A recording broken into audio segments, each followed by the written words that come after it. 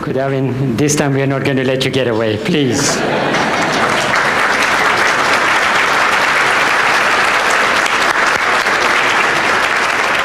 Thank you very much. All right.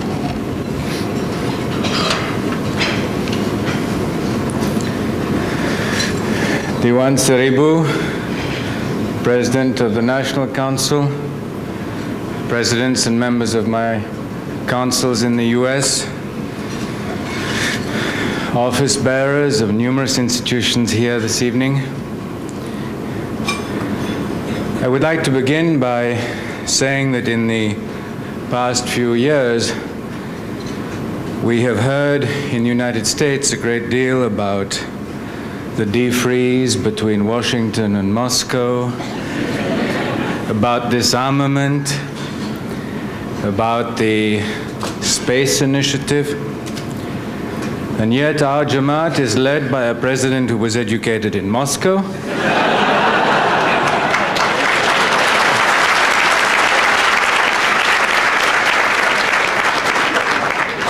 and worse still, the head of our audiovisual department is from Leningrad.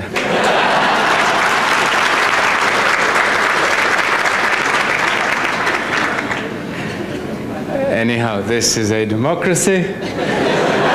Everyone is free, as we all know, to go and get their education where they choose, or so we are told. And this evening, there are here in front of me spiritual children from all over the world. And I want to underline that to you tonight, because there are people here who are from Kenya, Tanzania, Zanzibar, Uganda, India, Pakistan, Malaysia, Burma, Britain, France, etc. And the point I am making is that this is really an international Jamat. And when you refer to yourselves as the United States Jamat, well, I think this is true. It is also true to say that increasingly in this great country are some of the most outstanding families, some of the most talented members of My Jamat from any part of the world. That is a privilege. It's also a challenge.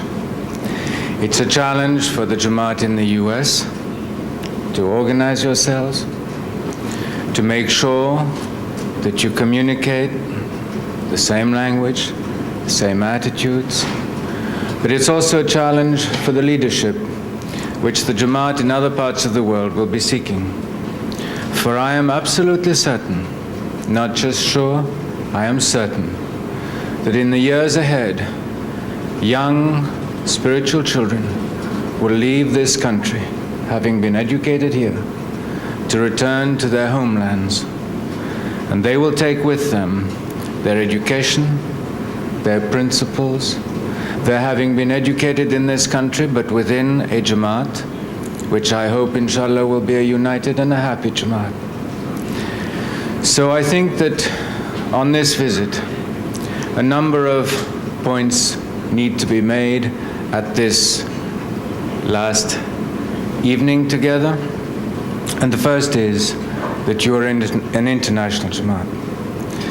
The second is that I have a great vision for the future of My Jamat in the United States and in Canada. The third is that you have other issues to deal with. Issues of integrating into a new society, a society which is not Muslim, of educating young children who one day will have been born in this country and who will never have seen India or Pakistan or East Africa, who will never even have come into personal contact with their countries of origin, nor with their languages of origin. And what they will learn about their faith, they will learn in this country, not from other parts of the world. Those are challenging thoughts which the Jamat in the United States, the Jamat in Canada, the the Jamati in the industrialized world must deal with. My conviction is that we must deal with it not only on the premise of our Jamat, but on the wider premise of the complete humanistic history of the faith of Islam, so that our younger generations in the years ahead relate not to one specific attitude, but relate to 800, 900, probably 1,000 million people who by the end of this century will be practicing the same faith. I underline this because if you think about the constituent elements of the United States society, you will recognize that other faiths have had to deal with the same problem, have addressed it successfully, and inshallah Islam will do likewise.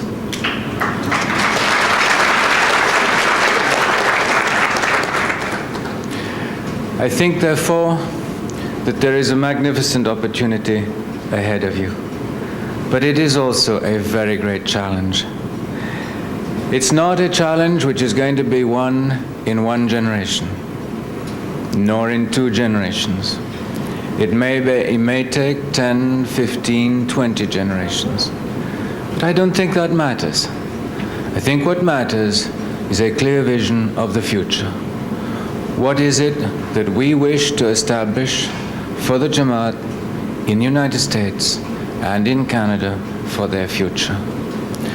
And I believe this visit has been exceptionally useful, exceptionally happy, and inshallah will have proven to be exceptionally helpful to the leaders of the Jamaat, to the younger generations in the Jamaat, and indeed to me as the Imam of the time, to highlight the issues, to raise questions, and to start thinking about the long-term solutions that need to be developed.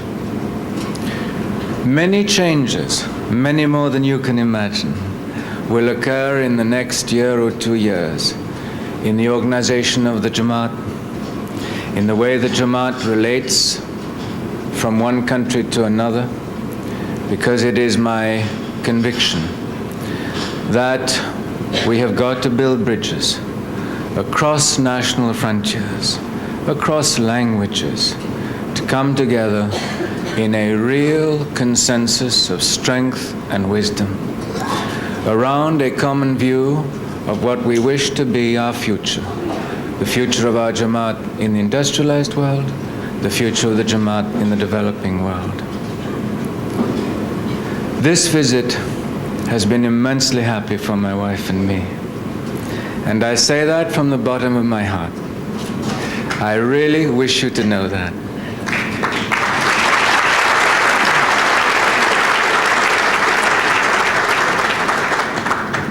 It has been happy because it is obviously the first visit that I have made to my Jamaat after the Jubilee, the Silver Jubilee. But more important, I have found a new sense of unity, a new sense of hope, a new sense of cooperation, a new willingness to address problems. And I think that that is the sign of a Jamaat which is growing in strength, in self-confidence, in capability. There's a very current expression in English, which is to behave like an ostrich. I don't know why the English seem to think that ostriches, when they have problems, bury their heads in sand. I've never seen them do that, but anyhow, this is apparently what London believes happens. In any event, this is something that perhaps in some parts of the Islamic world has occurred, is occurring, may continue to occur. Believing that you can return to the past and bury today's problems under the dust of the past. That's not our belief. That's not why there is an Imam of the time to guide the Jamaat. And I will certainly during my lifetime never wish that to happen, to any of our Jamaat in any part of the world. Therefore, the ostrich policy is not for us.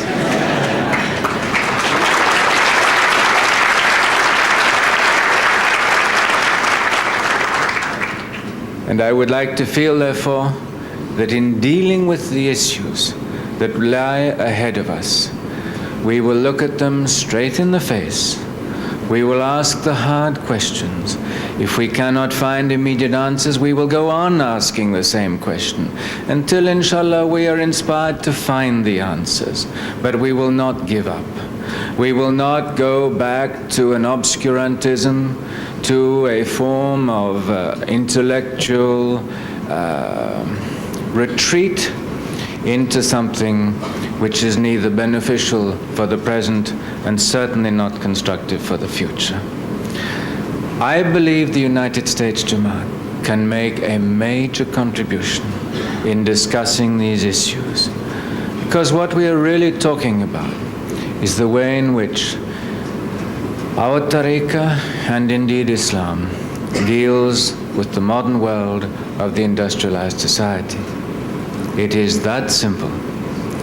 And we must have the courage to ask the questions and to seek the answers. I would like to say this evening that during this visit, I have found great wisdom in dealing with some of the short-term problems that have to be resolved. But I hope that the leadership of My Jamat in the United States will from now on, with me, look at the medium term, look at the long term, clarify our visions, and set medium and long-term policies so that the Jamaat is established here on increasingly sound foundations. There should be a clear vision, and I believe that that can occur through your leadership. It is indeed already occurring, and I see it in small things. When I visit a Jamaat, I can tell, I assure you, whether they are organized or disorganized. I can tell whether the Grants Council talks to the President of the National Council. I can tell whether the President of the Ismaili Association gets along with the President of the National Council. I can tell when the Mukis and Kamjas are desperate.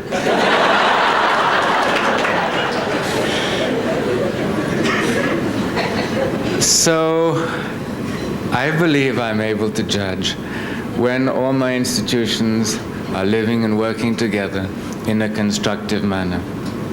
And I have seen this occur here, and inshallah, it will evermore increase, and you will build on increasingly strong foundations. Now, tomorrow, my wife and I will be leaving you, and we are very sad to leave you, and I really mean that. It was very difficult to say Khuda Hafiz to the Jamaat tonight, but that is the way life is made. The Imam cannot be physically with you all the time. But this visit, I think, has laid the grounds so that the Jamaat in the United States and the Imam at the time will be working more closely than ever before since the Jamaat has been established here. I think this is important to say because I know that a large number of spiritual children in this country are concerned about their future, and I wish to make sure that everything possible is done to ensure that that future is happy and peaceful. I would like to congratulate you from the bottom of my heart for a most magnificent visit. And I would like you to convey to everyone who has helped you around the country my immense happiness at this visit to My Jamat in the United States. I believe we have opened many doors, many doors for the future. I am very happy with the vision which I believe you and I are developing for the Jamaat. And I think it would be foolish to believe that there are no problems. Life is made of problems. They occur every day to just about everyone around the world. And I think that it is important that we should simply accept that that is life. And we must live it fully and courageously. But I am convinced that this visit has laid very, very solid foundations. And therefore I wish to express my gratitude and congratulations to all my leaders here tonight, whether you are from the United States or Moscow or Leningrad or Rangoon, wherever you have come from, I think that you may be happy that though my wife and I will leave you tomorrow, this has been a particularly happy visit, and inshallah will have, as time develops, have turned out to be a particularly significant one for the future of the Jamaat, both here and in other parts of the world. To all of you, I wish happiness and barakat in everything you do. And I admire and congratulate you for having made this visit so especially happy for my wife and for me. Now, the President referred to my children, my two boys here at school. And my wife and I have a commitment, which is that these children have got to be educated. We allowed you to get your children out of school during this visit. We had to go and visit our children. So I want to simply underline to you that I will make no compromise for their education. When they are out of school, if it is possible, we will visit with them, but I will not compromise on their education. And I want that to be clear, because they also have one occasion in their lives to be educated, and it is now. And I apply the same rules, a little stricter perhaps, but the same rules to my own children, my own physical children, as I mentioned to the student Jamats. You have an educational opportunity. Use it to its utmost. And I hope that message will be clear, because I genuinely believe in its importance. That is what I wanted to say this evening, to tell you that this has been an immensely happy visit. An immensely happy visit. And I honestly and truly believe that in the years ahead, with the unity of the Jamaat in the United States and in Canada, we can hope and believe that in decades to come, what you are doing today will turn out to be fundamentally important, not only to the Jamaat here, but in other parts of the world. I want to say again my congratulations and my gratitude. Thank you.